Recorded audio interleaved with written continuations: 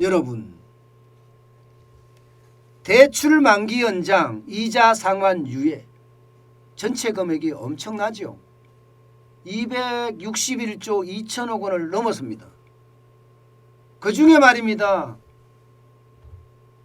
5대 은행의 대출원금이나 이자 유예 금액은요 139조 4,494억 원입니다.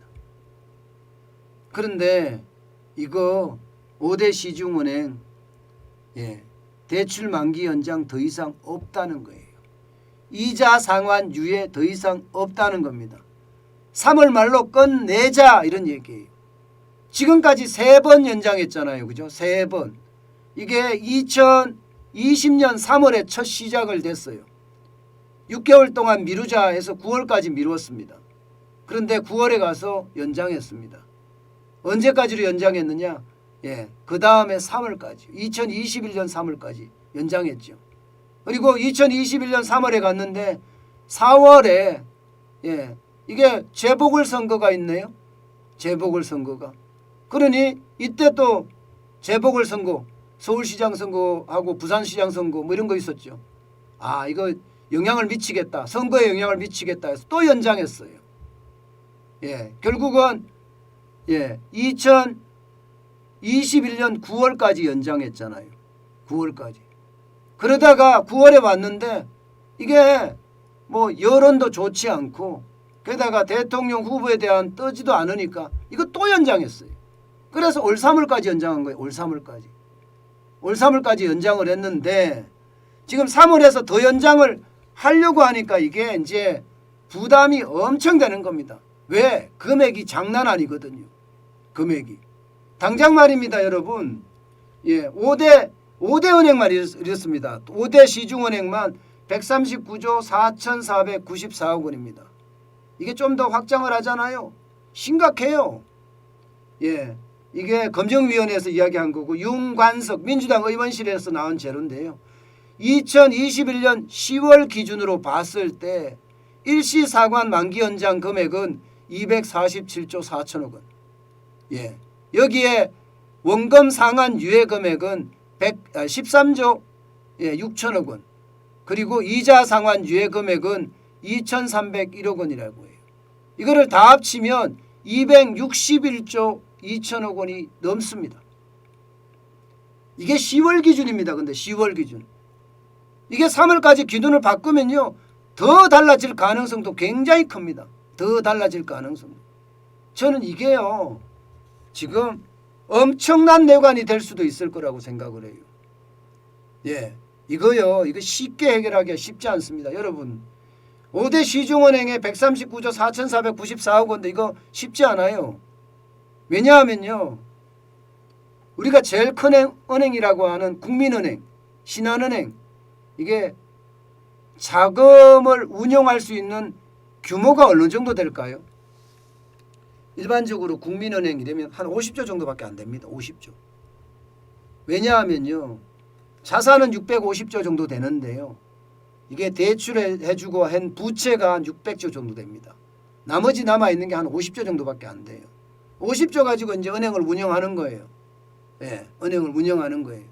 그런데 139조 4,494억 원 이거죠. 예상보다가 훨씬 많은 부실이 있을 거예요. 자영업자 소상공인 영세기업 중소기업까지 지금 빚을 내고 있다고 이야기할 정도잖아요. 빚을 내고 있다. 그 정도로 심각한 상황입니다. 그래서 상환이 공포라는 거예요. 공포. 게다가 5대 시중은행만 있는 게 아니잖아요. 이게 만약에 터지면요. 아무리 큰 은행이라도 저는 버티지 못한다고 생각해요. 그만큼 충격이 어마어마해질 겁니다. 충격이. 그런데 지금 금융위원회에서는 이거 다 갚아라 이거 이제. 다 갚아라. 다 안 갚으면 안 된다. 이렇게 지금 이야기하잖아요. 물론 이게 한꺼번에 다 갚아라 이렇게는 안 되겠죠. 못 갚아요. 아예 갚을 수가 없어요. 소상공인도 자영업자도 중소기업도 영세중소기업도 도저히 못 갚습니다. 아예 바로 갚아라. 그러니까 이게 금융위원회 금융당국에서 정부에서도 아마 이거 컨설팅을 한다고 해요. 뭐 1년 2년 만에 갚아라 이게 아니라 뭐 3, 4년 만에 갚아라. 4, 5년 만에 갚아라. 이렇게까지 그 갚는 기준을 이렇게 늘려 나가면서 갚게 한다고 이야기를 합니다. 그렇다고 하더라도 시장에 충격을 안 줄까요? 저는 시장이 충격 어마어마하게 줄 거라고 생각합니다. 그래서 많은 사람들이 4월 위기설 계속 이야기하는 것도 그에 있고요. 5월에 위기가 난다, 6월에 위기가 난다 하는 것도 그에 있습니다. 그만큼 말입니다. 충격이 굉장히 커질 수 있다는 겁니다. 게다가 말입니다. 3월 되면 금리 인상 또 할 겁니다. 그 전에. 지금 2월에 금리 인상한다는 이야기가 나올 정도잖아요. 왜냐하면 미국이 금리 인상을 올해 1년 안에 뭐 4차례 한다느니 5차례, 6차례, 7차례까지 이야기 나오잖아요. 그렇게까지 금리를 많이 인상한다면 우리도 등 떠밀려서 금리 인상해야 돼요. 안 그래도 부담되는데 부담이 될 수밖에 없습니다. 부담이 될 수밖에. 그래서 이게 폭발할 가능성도 있다는 거죠. 폭발할 가능성도. 저는 이것은요. 문재인 정부가 키웠다고 봐요. 이게 포퓰리즘으로 가다 보니까 이런 문제가 생긴 건데 결국 말입니다. 표만 생각하다가 문제가 생긴 거예요. 이게 그 어느 때든지 어느 정도 정리한 옥석 가리기를 했었어야 돼요. 옥석 가리기를. 계속 살 수 있는 데는 어딘지 실제 현장을 보고 말입니다. 그러면서 지원을 해주고 이랬어야 되는데 그러지 못하고 그냥 무작정 그것도 이자도 안 받았단 말입니다. 이자를 안 받으니까 은행 입장에서도 어디가 부실인지 어디가 부실이 아닌지 이거를 파악하기도 쉽지 않습니다. 이거를 파악하기도. 제가 여러분들에게 계속 말씀드릴 때 그랬어요. 이자는 받아야 된다. 한 번 연장해 주는 거 좋다 이거야. 그런데 이자는 받아야 된다. 그래서 현장을 정확하게 꿰뚫고 있어야 된다. 그 말씀을 여러 번에 걸쳐서 드렸습니다. 근데 단 한 번도 이자도 안 받았어요. 그렇기 때문에 지금 이 폭발은 이 규모가 얼마나 될지 이 속에 얼마나 큰 충격 덩어리가 들어있을지 아무도 모릅니다. 아무도 모릅니다. 열어봐야지 합니다. 단지 이제 경제 전문가들이 전망하기에는 여기에는 큰 충격이 있을 수 있겠구나. 자칫 잘못하면 폭발하겠구나. 그 생각을 지금 하는 거죠. 그래서 저는 그 어느 때보다 위험의 어떤 수위가 굉장히 높을 거라고 봅니다. 게다가 말입니다. 자영업자들 여러분도 알다시피 돈 안 돼요. 돈이 돼야지 이게 원금을 갚든가 이자를 갚는데 지금 돈이 안 돼요. 장사가 안 해. 거리두기 강화하는 바람에 아무것도 못해요. 그러니 자영업자들은 지금 어떻게 하고 있다고요? 빚내서 빚을 갚고 있어요. 카드 돌려막기 하고 있어요. 신용대출 돌려막기 하고 있는 게 지금 자영업자들의 현실이에요. 지금 실제로도 그렇게 나타나잖아요. 매출이 올라가야지요. 매출이 안 올라가는데. 아니 당장 먹고 살 돈도 없는데 여기에 무슨 대출 원금을 갚고 무슨 이자를 갚습니까?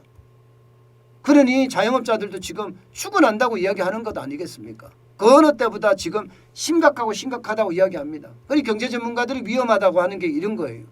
이게 이제 어떻게 갈란지 봐야지 알겠지만 문재인 정부가 이거는 저는 어떤 식이든 다음 정부로 넘길 때 해결책을 제시하고 넘겨야 된다고 생각합니다. 이거 그냥 떠안잖아요. 그야말로 폭발할 겁니다. 폭발할 거예요. 게다가 말입니다. 여러분 보세요. 실제로 중소기업 중앙회에서 대출 만기 연장 조치가 종료될 경우 예상되는 문제점하고 조사를 해봤더니 51.7%가 대출 상환을 위한 추가 대출이 필요하다 이렇게 이야기합니다. 그런데 여러분도 알다시피 대출 해줍니까? 지금 대출 안 해줍니다. 제가 여러분들에게 말씀드릴 때 차라리 IMF 때 공적 자금 만들었듯이 진작에 공적 자금 만들어서 저리로 대출해주고 대출해줄 때 이 기업이 앞으로 성장할 수 있어? 중소기업이죠. 아니면 자영업자죠. 그것도 아니면 소상공인이죠. 이렇게 옥석가리기를 해가면서 해줬다면 지금 이런 큰 문제는 없을 거예요. 앞으로 보세요. 30.7%는 어때요? 구매대금 등 자금회로가 일어난다고 하잖아요. 게다가 5.6%는요. 상환능력 부재로 신용불량 우려가 된다. 5.6%나 됩니다. 5.6%. 와 여러분 이거 한번 생각을 해보자고요. 11.8% 문제 없다고 하지만 5.6%는 디폴트가 된다는 거 아니에요. 그러면 이게 5.6% 된다고 생각해 보세요. 5.6%. 261조 2천억 원이에요. 여기에 5%만 된다고 해도 얼마 6% 잡아봐. 6%. 엄청난 돈이잖아요. 엄청난 돈을 나는 못 갚겠다 만세를 부르는 거라고 하는데 그런데 예, 지금 금융권에서 대손 충당금을 그만큼 쌓아놨나 이거예요. 그만큼 쌓아놨나. 우리가 지금 단순하게 보더라도 5.6%면 진짜 적은 돈이 아닙니다. 261조 2천억 원에 5.6%면 진짜 적은 돈이 아니에요. 예, 5%만 하더라도 이게 뭐 당장 10조, 20조, 10조 나잖아요. 10조. 그러면 이게 터질 거는요. 진짜 인정사정 없이 터집니다. 인정사정 없이. 게다가 말입니다. 이렇게 못 갚게 되면 이제 줄줄이 또 폐업하는 최악의 상황을 또 만날 수도 있어요. 줄줄이 폐업하는. 저는 그게 그 어느 때보다 충격을 줄 수 있다고 생각을 합니다. 그 어느 때보다. 여러분, 저는요. 대출 만기 연장이나 이자 상환 유예 부분 말입니다. 이거 슬기롭게 대처해야 됩니다. 대처할 수 있는 방법은요. 다 필요 없습니다. 당연히 옥석 가리기 해야 됩니다.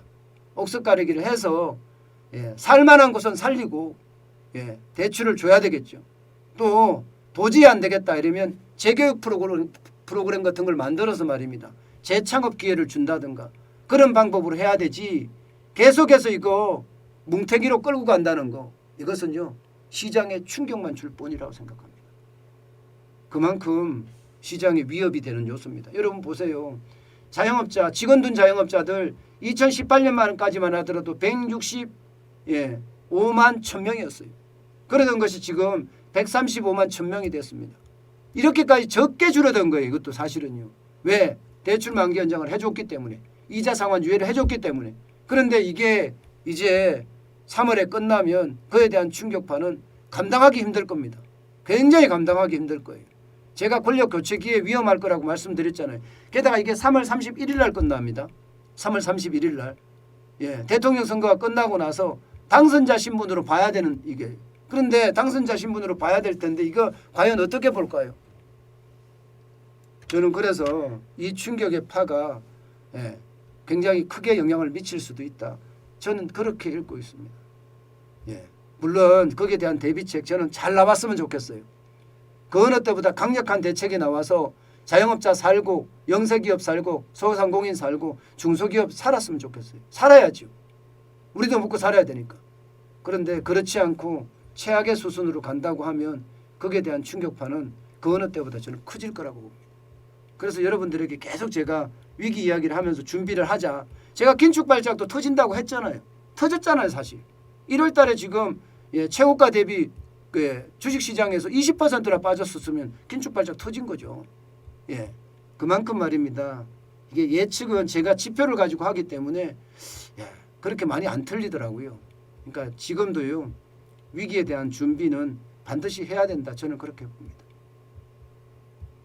아마 정환진 TV를 보시는 여러분들은 분명히 위기에 대한 대응책 가지고 있을 거라고 예상합니다.